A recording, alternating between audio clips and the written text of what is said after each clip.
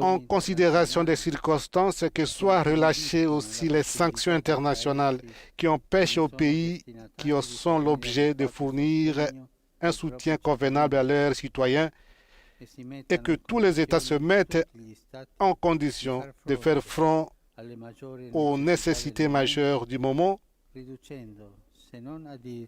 en réduisant, sinon carrément en remettant la dette qui pèse sur le budget des plus pauvres.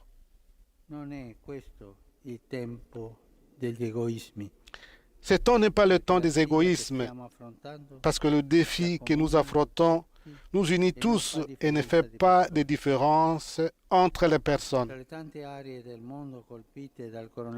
Parmi les nombreuses régions du monde frappées par le coronavirus, j'adresse une pensée spéciale à l'Europe.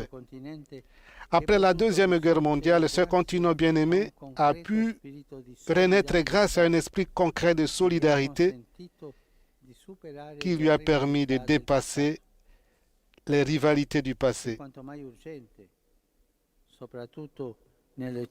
Il est plus que jamais urgent, surtout dans les circonstances actuelles, que ces rivalités ne reprennent pas vigueur, mais que tous se reconnaissent membres d'une unique famille et se soutiennent réciproquement.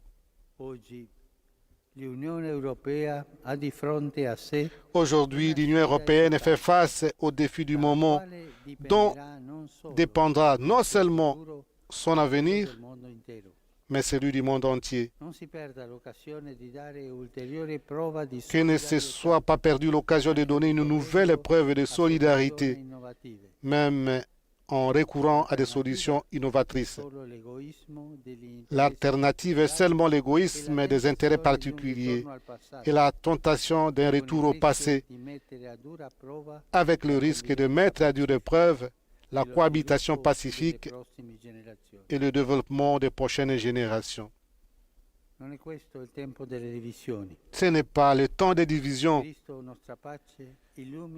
Que le Christ et notre paix éclairent tous ceux qui ont des responsabilités dans les conflits, pour qu'ils aient le courage d'adhérer à l'appel pour un cessez-le-feu mondial et immédiat dans toutes les régions du monde.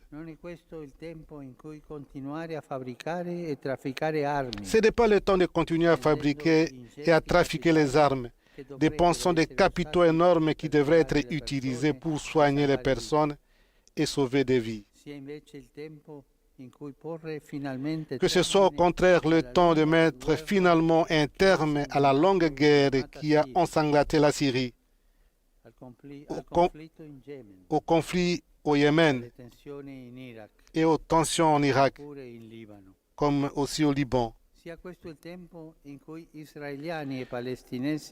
Que ce temps soit le temps où Israéliens et Palestiniens reprennent le dialogue pour trouver une solution stable et durable qui permette à tous les deux de vivre en paix. Que cessent les souffrances de la population qui vit dans les régions orientales de l'Ukraine.